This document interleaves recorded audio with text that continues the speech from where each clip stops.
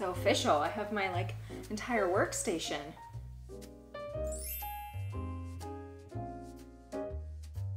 Hey guys, welcome. So today I'm going to be going over Peperomia stuff, specifically Pink Lady Peperomia, which has become one of my favorites. She's absolutely stunning. She has like super vibrant pink leaves. I mean, it's just an absolutely stunning plant. Now I have noticed that with her, she's doing some funky stuff with her leaves. So I'm going to investigate if she has root rot. If that's the case, I'm going to treat it, try to figure out what's going on with it. I'm also going to be repotting her and also propagating her leaves because I would love to have more of this plant. And this is something I've been wanting to do for a while, is just spend a little time with this plant. And I thought it would be helpful to record it and share some useful information regarding peperomias, because a lot of the stuff I'm doing today isn't specifically for just a Pink Lady Peperomia. It's some good information regarding all different types of peperomias. Also, if you don't know me, welcome. My name is Ashley and this channel is all about good planty stuff. So if you enjoy houseplants and that kind of thing, feel free to subscribe. I normally go plant shopping, that kind of thing. We have plant hauls, all that kind of good stuff. So I'm also on Instagram and have a plant account on there. So feel free to look me up on there. I'd love to make new plant friends. So first things first, I'm going to jump in, see what's going on with her roots. And I'm actually going to make a soil that I thought would be interesting for you guys to see, the soil that I make. But first of all, I just want to see what's happening here. Now, the leaves are pretty fragile with her, and I was wondering, am I gonna have to break the pot? Like, what am I gonna have to do? So I'm hoping I can just kind of like encourage her to...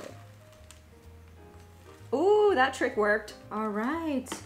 Now, peperomias have pretty fragile roots. They're tiny and delicate. A little shake. Work with the roots for a minute.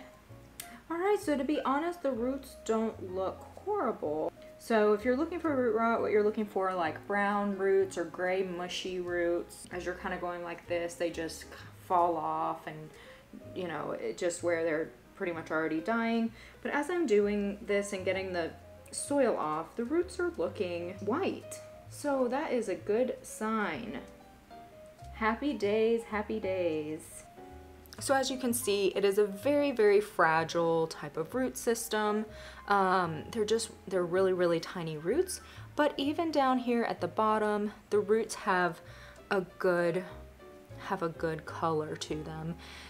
They're not like pulling off super easily, and they have a little bit of white color to them. So I'm actually really encouraged. And look how beautiful these stems are. They're so pink. Do you see how pink they are? And the leaves that we have going on here are just absolutely stunning, and that's what we want to encourage, is more of that. Now, when I originally repotted this plant, it thrived and absolutely loved it.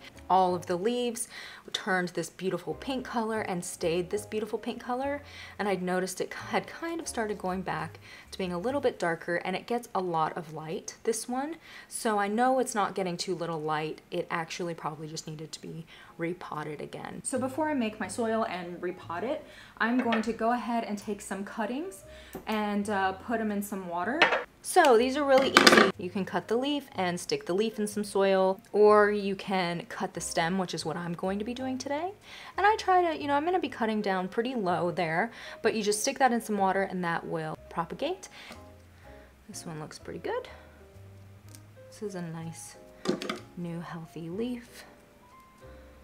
And I'm just gonna cut it there. So I'm gonna propagate this one, and I'm gonna do a few different cuttings. That way, if anything ever happens to this plant, I have some other ones of it. Now you can stick these in some rooting hormone if you want to. I'm not going to. They do fine for me without. I'm also going to use this, which I already have some existing cuttings. Fill it up with this little thing. So what I've started doing when repotting my plants is I get these plastic clear nursery pots. I order them from Amazon, and I absolutely love them for multiple reasons. They have wonderful drainage, and I can also keep an eye on the roots, see what's going on. It just takes away a lot of the mystery. You know, when you have a pot like this, you can't really, you know, see what's going on. So I love being able to like actually see what's going on with my plants. A lot of people ask me if I reuse my potting soil, and I do not reuse my potting soil. I don't like the idea of mixing up, you know, if there's existing bacteria or anything going on. especially if I have any kind of suspicious, or if I'm suspicious of root rot or anything like that. Now, all of the stuff that I'm going to be using today can be found on Amazon. I've included links in my description below for you guys. So the first one is this black gold potting mix, and then I also have some orchid mix that I've ordered from Amazon. Now, if you can find orchid bark, I kind of prefer that because it's really just the good chunky stuff that you want, but this has tons of good chunky stuff in it. And then I also have some perlite that I'm going to be using. As a lot of you guys know, I was dealing with a fungus gnat problem for a long time, and no matter what I did, I couldn't seem to get rid of them, and I've managed to annihilate them pretty quickly. And I used mosquito bits, but I used it in kind of a different way. I used it and made like a tea out of it, and then would water my plants with that. So if you're interested in learning more about that, and maybe let me know and I'll make like a little video of that. One of the things that I'm doing is I'm treating my soil every time I repot plants to just kind of eliminate any pests that might be in the soil.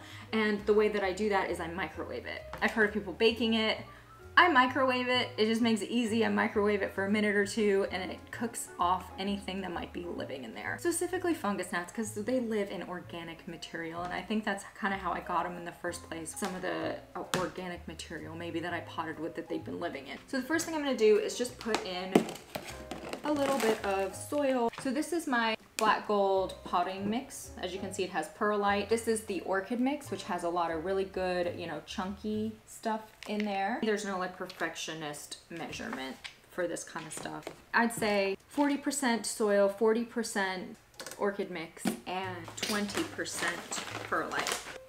I always put a mask on when I'm dealing with perlite. I don't want to inhale any of that like dust. I just feel like it would be really bad for my lungs. Should have done this outside.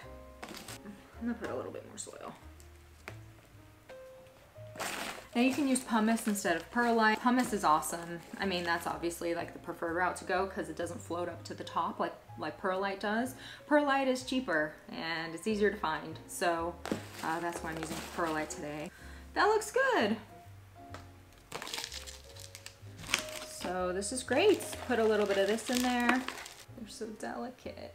I'm not the most fragile of people. It's hard for me to have nice things because I break them. Oh my gosh. Oh well, it's just gonna have to like go around the leaves a little bit.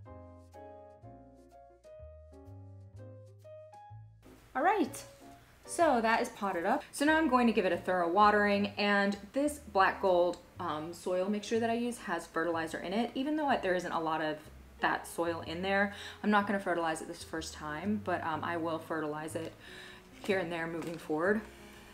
Once a month probably. And moving forward, I'm going to try to bottom water this only as much as possible.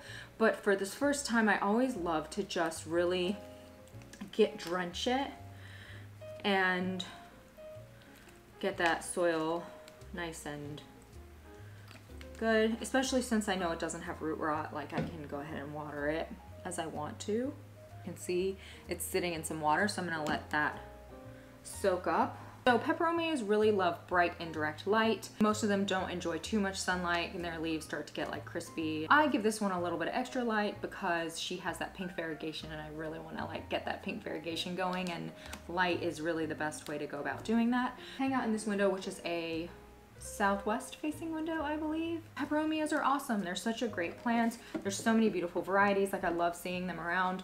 So as I mentioned, she has like some weird stuff going on with her leaves, but I'm going to spray her down with some neem oil in case it is a little bit of fungus on her leaves or bacteria or something like that.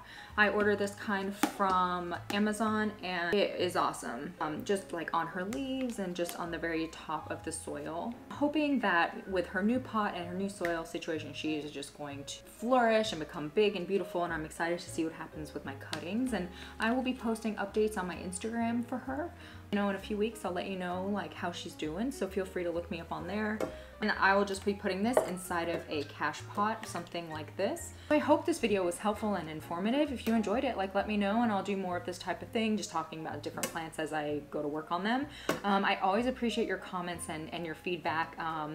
And if you're not subscribed, you know, go ahead and subscribe. I do post weekly plant content.